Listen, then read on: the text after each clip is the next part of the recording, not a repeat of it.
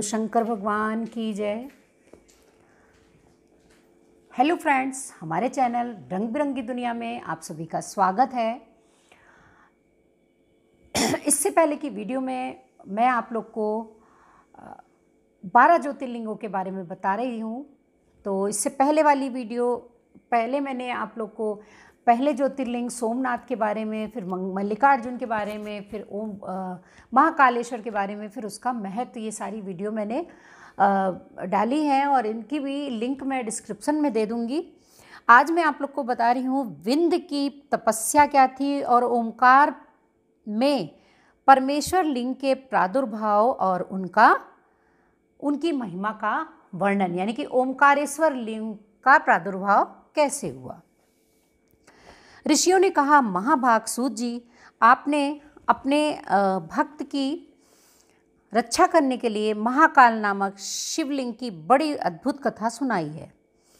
अब कृपा करके चौथे ज्योतिर्लिंग का परिचय दीजिए। ओंकार तीर्थ में पर्व पातकहारी परमेश्वर का जो ज्योतिर्लिंग है उसके आविर्भाव की कथा सुनाइए। सूत जी बोले, महर्षियों, ओंकार तीर्थ में परमेश संज्ञक ज्योतिर्लिंग जिस प्रकार प्रकट हुआ वह बताता हूँ, प्रेम से सुनो। एक समय की बात है, भगवान नारद मुनि गोकर्ण नामक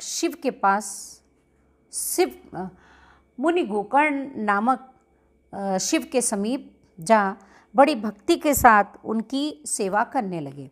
कुछ काल के बाद वे मुनि श्रेष्ठ वहाँ से गिरिराज विंध्य पर आए और विंध्य ने वहाँ बड़े आदर के साथ उनका पूजन किया। मेरे यहाँ सब कुछ है, कभी किसी बात की कमी नहीं होती है। इस भाव को मन में लेकर विंध्याचल नारद के सामने खड़ा हो गया। उसकी वह अभिमान भरी बात सुनकर अहंकार नाशक नारद मुनि लंबी सांस खींचकर चुपचाप खड़े हो गए। यह देख विंध्य पर्वत ने पूछा, आपने मेरे यहाँ कौन सी कमी देखी है? आपके इस तरह लंबी सांस खींचने का क्या कारण है? नारद जी ने कहा, भैया, तुम्हारे यहाँ सब कुछ है, फिर भी मेरु पर्वत तुमसे बहुत ऊंचा है। उसके शिखरों का विभाग देवताओं के लोकों में भी पहुंचा हुआ है, किंतु तुम्हारे शिखर का भाग वहाँ कभी नहीं पहुँच सकता है।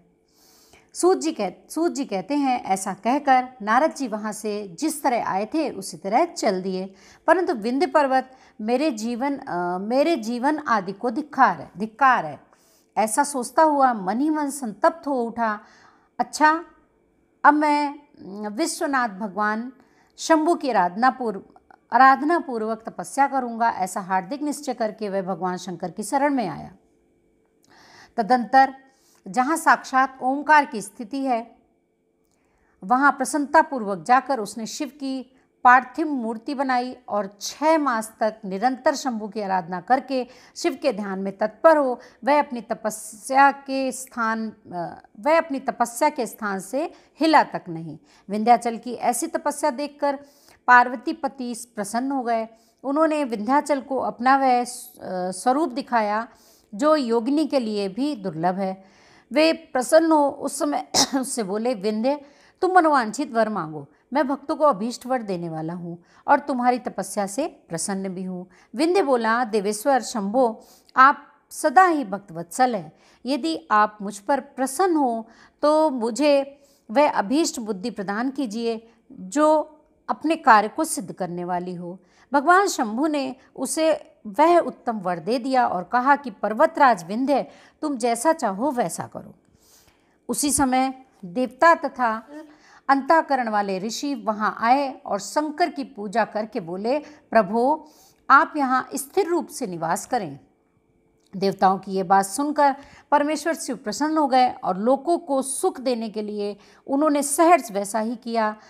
वहाँ जो एक ही ओमकार लिंग था वह 2 स्वरूपों में विभक्त हो गया। प्रणव में जो सदाशिव थे वे ओमकार नाम से विख्यात हुए और पार्थिव मूर्ति में शिव ज्योति प्रतिष्ठित हुई। उसकी परमेश्वर संज्ञा है। परमेश्वर को ही अमलेश्वर भी कहते हैं। इस प्रकार ओमकार और परमेश्वर ये दोनों शिवलिंग भक्तों को अभीष्ट फल प्रदान करने वाले हैं। उस समय देवताओं और ऋषियों ने उन दोनों लिंगों की पूजा की और भगवान वृषभध्वज को संतुष्ट करके अनेक वर प्राप्त किए। तत्पश्चात देवता अपने अपने स्थान को चले गए। विंध्याचल भी अधिक प्रसन्नता का अनुभव करने लगा। उसने अपने अभीष्ट कार्य को सिद्ध किया और मानसिक परिताप को त्याग दिया। जो पुरुष इस प्रकार भगवान शंकर का पूजन करता है वह माता के गर्भ से फिर नहीं आता और अपने अभीष्ट फल को प्राप्त कर लेता है, इसमें संशय नहीं है।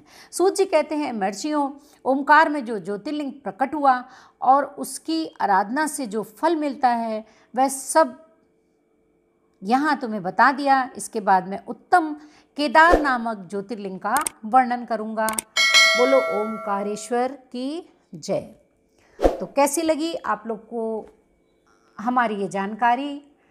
अपने विचार कमेंट्स बॉक्स में ज़रूर लिखिएगा और अगर पसंद आई हो तो प्लीज़ एक लाइक करिएगा और आगे लोगों में भी शेयर करिएगा। और अगर चैनल में पहली बार आए हैं तो चैनल को सब्सक्राइब कर दीजिएगा। Thanks for watching.